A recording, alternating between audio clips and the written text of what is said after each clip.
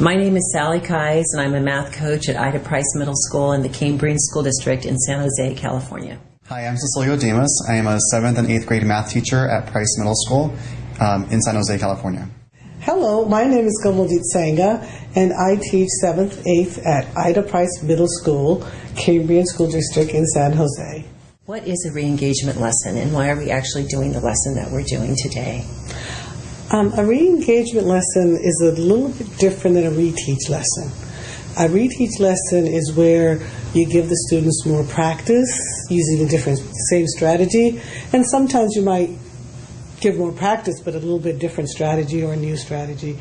Whereas in a re-engagement, what happens is we do analyze student work, and from that we make up prompts to bring out the mathematics, the misconceptions that the students may have, and bring it to the surface. Using the questioning techniques, we figure out exactly what are their misconceptions and address those issues.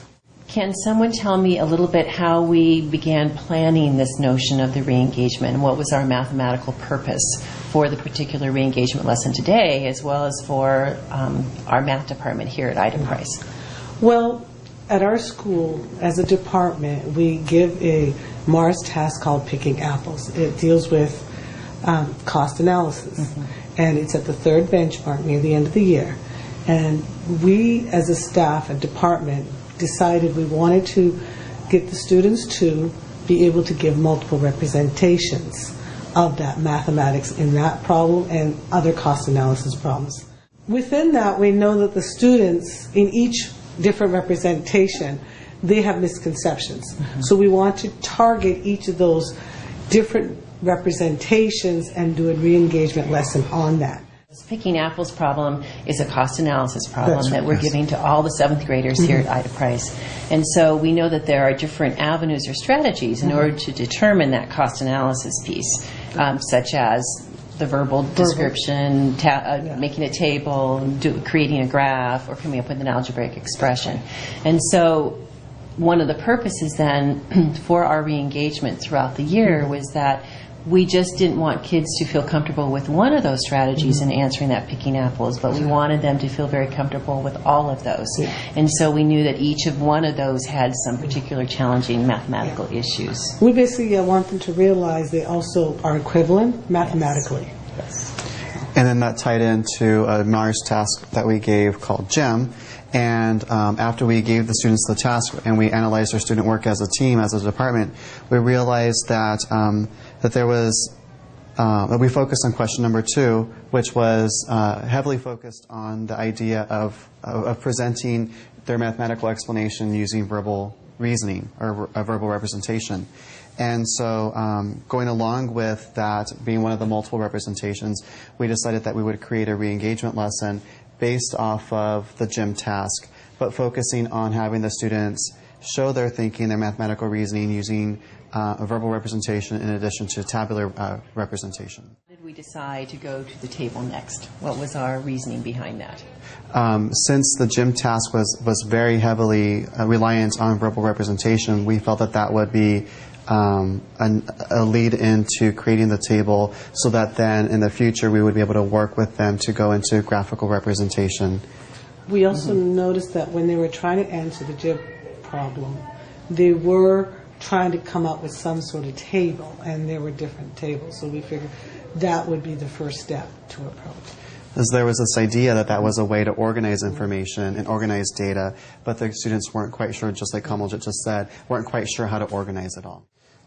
Continuing about the lesson for today. So then after looking at the GEM task and honing in and figuring out that the tabular representation was a representation we wanted to focus on, we created another task, another problem called DVD plans, where we had 3 different companies with 3 different plans for charging their customers to rent DVDs. And we came up with a prompt that focused on at what point of time, if ever, will the 3 plans match up? When will the plans cost the same amount of money? So we brought in the element of cost analysis, comparing 3 different plans, representing it in a table and also using verbal representation. And that gets back to Jim, because in Jim, it was that cost analysis piece, again, of just 2 plans, but when were they going to be costing the same, how many visits, for one versus the other? Yes.